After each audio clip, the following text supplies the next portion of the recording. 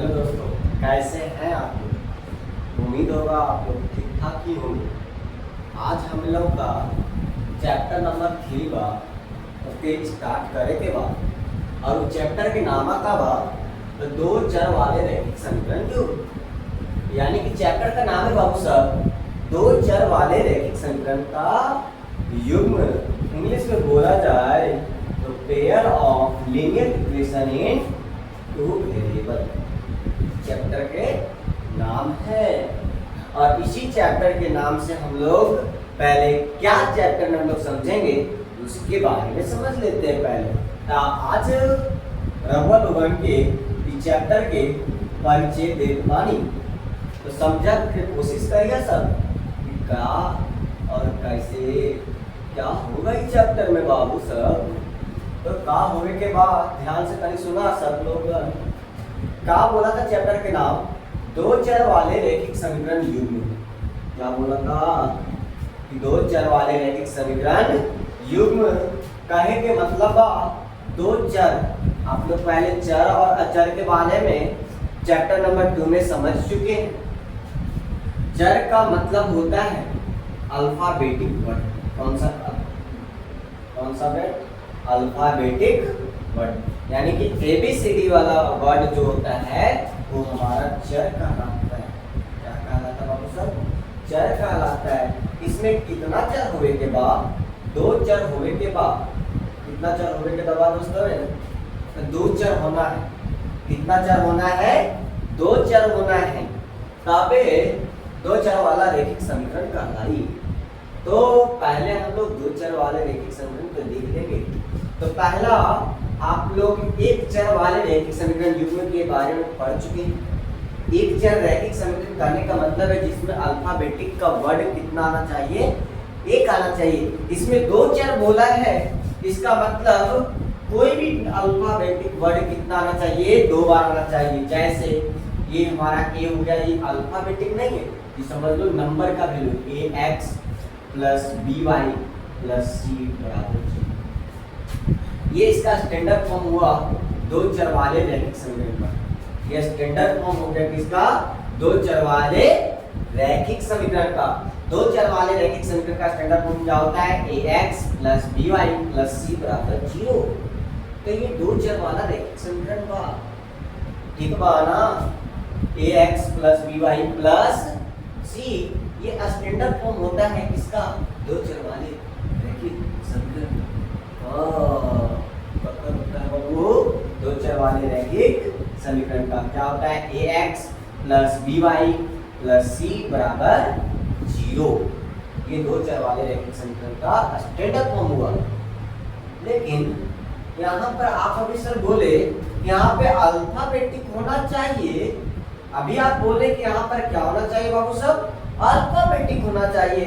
तो A B और C ये भी तो अल्फाबेटिक ही है ना। A B और C ये भी तो क्या है? अल्फाबेटिक है। लेकिन A B और C अल्फाबेटिक है, लेकिन ये यहाँ का वैल्यू A B और C का जो वैल्यू होता है वो ये नंबर में होता है। क्या में होता है? नंबर में होता है। ठीक है, यहाँ पर हमारा अल्फाबेटिक यानी कि कहने का मतलब चर वैल्यू हमारा X और Y है। A B और C जो है हमारा ये सभी क्या है बाबू? नंबर है। यानी कि A B और C की जगह हमारा क्या होने वाला है? नंबर होने वाला है। तो उम्मीद होगा ये समझ में आ गया होगा। क्या है? फिर से लीजिए। स्टैंडर्ड फॉर्म इसका क्या होता है? AX plus BY plus C बराबर 0। ये इसका स्टैंडर्ड फॉर्म हुआ। ये इसका क्या हुआ? स्टैंडर्ड फॉर्म हुआ। A B और C हमारा नंबर होता है। यहाँ पे अल्फाबेटिक में यानी कि चर का वैल्यू X और Y है।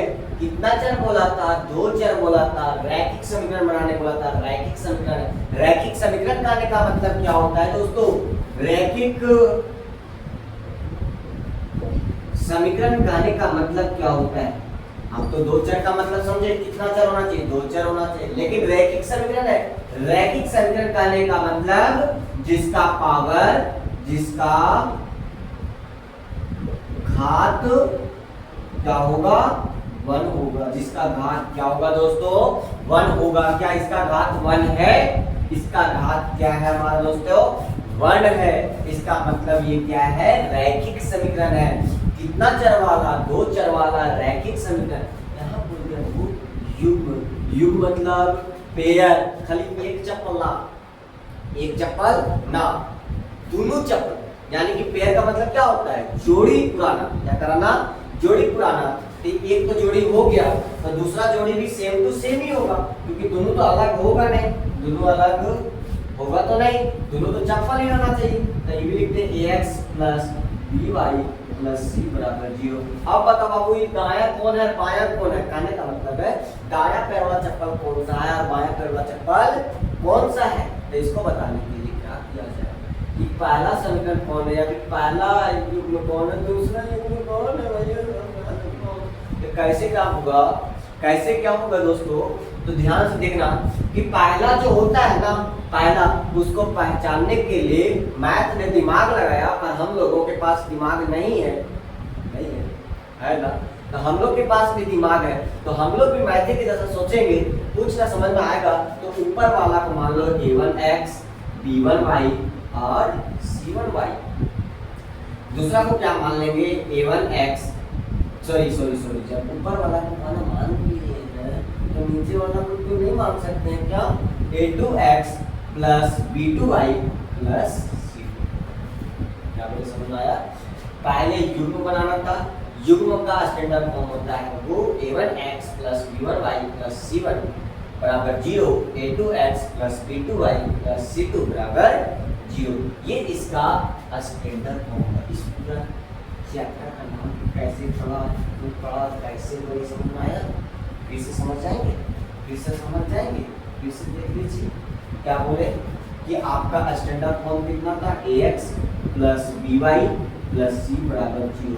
ये पहला युग्म हुआ, पहला और युग्म इसका बनाना था, इसलिए by ax plus by plus c बराबर 0। अब दोनों तो सेम ही लग रहा है, दोनों सेम ही लग रहा है, इसलिए इसका नाम में इसको बोल दिया कि x के आगे वाला a1x है, ये b1y है, ये c1 है, और इसको क्या बोल दिया गया दोस्तों a2x है, b2y है, और ये क्या है c2।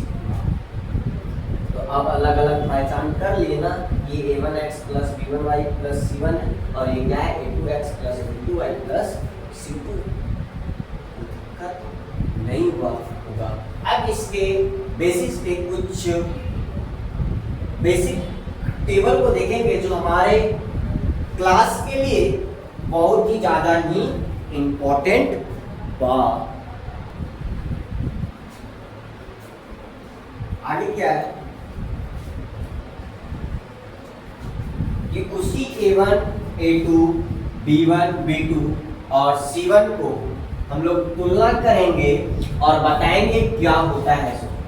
जैसे हमारा अगर a1 a2 b1 b2 बराबर नहीं है, जैसे एग्जांपल के तौर पे इसके एक क्वेश्चन देते हैं, जैसे लिखा हुआ है 2x प्लस 3y प्लस 4 बराबर 0। यहाँ पर लिखा हुआ है 3x प्लस 6y प्लस 5 बराबर 0।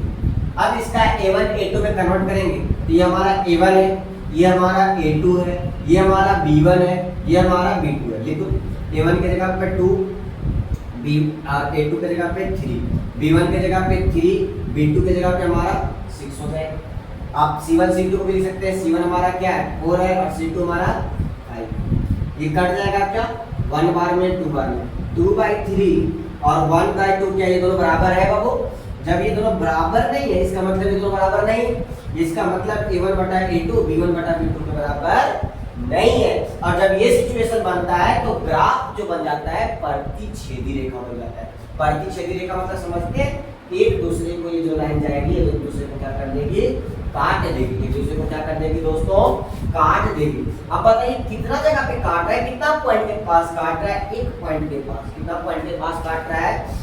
एक पॉइंट के पास। और जब एक पॉइंट के पास काटेगा तो इसका जो सॉल्यूशन होगा वो एक हल होगा दोस्तों। कितना हल होगा दोस्तों? एक हल होगा। क्या बोले समझ में आया कि जब a1 a2 b1 b2 के बराबर नहीं होगा तो जो रेखा बनेगा वो प्रतिच्छेदी रेखा बनेगा, और प्रतिच्छेदी रेखा में जो रेखा है कितना जगह पे काट रहा है, एक जगह पे काट रहा है, इसलिए कितना हल हो जाएगा दोस्तों, एक हल हो जाएगा। कितना हल होगा, एक हल होगा। आगे अगर आपका a1 a2 b1 b2 c1 c2 अगर तीनों बराबर हो जाए, इसका एक क्वेश्चन देखते हैं कि तीनों बराबर कैसा वाला क्वेश्चन होगा। अगर हम एग्जांपल इसका देखा जाए तो देखिए, अगर हम इसका एग्जांपल लेते हैं तो देखिए आपने, अगर हम इसका एग्जांपल लेते हैं, जैसे लिखते हैं 2x + 3y + 4 = 0, यहाँ लिखते हैं 4x + 6y + 8 = 0। उसी प्रकार से a1 a2 b1 b2 c1 c2, इसको बोलते हैं a1, इसको बोला जाता है a2, इसको बोला जाता है b1, इसको बोला जाता है b2, इसको बोला जाता है c1, इसको बोला जाता है c2। अब बेटा a1 a2 b1 b2 c1 c2 कटेगा क्या दोस्तों, 1 बार में 2 बार, क्या कटेगा 1 बार में 2 बार, क्या कटेगा 1 बार में 2 बार। क्या तीनों बराबर आया है क्या, क्या तीनों बराबर आया है क्या। और जब तीनों बराबर हो जाता है तो कौन सा रेखा हो जाएगा, समपाती रेखा हो जाएगा दोस्तों। जब a1 a2 b1 b2 c1 c2 तीनों बराबर हो जाएगा तो कौन सा रेखा हो जाएगा, समपाती रेखा। समपाती रेखा किसको बोलते हैं, जब एक ही रेखा पे दूसरा रेखा भी चल जाए, एक ही रेखा पे दूसरा भी रेखा भी चल जाए तो वैसे रेखा को हम लोग बोलते हैं समपाती रेखा। अब बताओ इसका टचिंग पॉइंट, इसका टचिंग पॉइंट, इसका टचिंग पॉइंट, दोनों लाइन का बहुत सारा टचिंग पॉइंट है, इसलिए इसका हल कितना हो जाता है, आक्रमित रूप से क्या हो जाता है, अनेक हल हो जाता है दोस्तों। क्या हो जाता है, आक्रमित रूप से अनेक हल हो जाता है, आक्रमित रूप से अनेक हल हो जाता है। जब आपका ये बराबर ये बराबर ये बराबर ना हो, जैसे एग्जांपल के तौर पर अगर हम यहाँ पर 6 लिख दे, यहाँ पे आपका 6 हो जाएगा, यहाँ कटने के बाद आपका 2 और यहाँ हो जाएगा 3, यार यहाँ पर जाकर आपका हो जाएगा 2 और 3। क्या ये दोनों बराबर तो है, ये दोनों क्या बराबर हुआ दोस्तों, नहीं बराबर हुआ। जब ऐसा सिचुएशन बनता है तो कौन सा रेखा हो जाता है, समांतर रेखा हो जाता है। कौन सा रेखा हो जाता है दोस्तों, समांतर रेखा हो जाता है। अब समांतर रेखा तो यहाँ पर देखिए समांतर रेखा कैसे बनता है, क्या ये दोनों रेखा जो है एक दूसरे को कहीं पे टच कर रहा है क्या, इसी को ना बोलते हैं समांतर रेखा, जो दोनों का बीच का गैप क्या हो, समान हो। तो ये क्या, ये दोनों रेखा के बीच में, ये दोनों रेखा के बीच में, ये दोनों रेखा के बीच में कहीं भी टचिंग पॉइंट है, और जब टचिंग पॉइंट नहीं है तो इसका सॉल्यूशन कोई नहीं होगा, इसलिए यहाँ पर लिख दिया गया है कोई हल नहीं है, कोई हल नहीं है।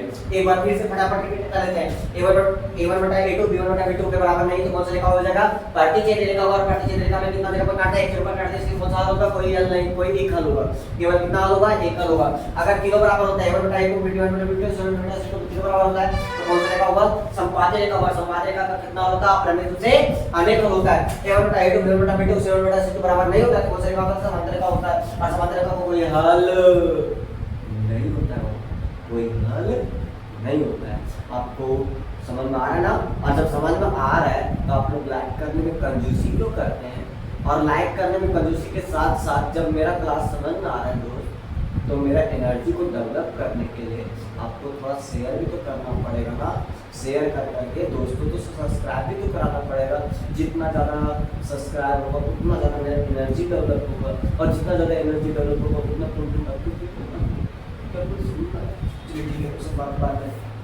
क्लास समझ में आ रहा है, चलिए क्लास समझ में आ रहा है, ये मानने बहुत बड़ी बात। ये दोनों का सॉल्यूशन मिला, जिसका सॉल्यूशन मिलता है तो इसमें भी सॉल्यूशन मिल रहा था, यानी कि हल मिल रहा था, इसका भी हल हो रहा था।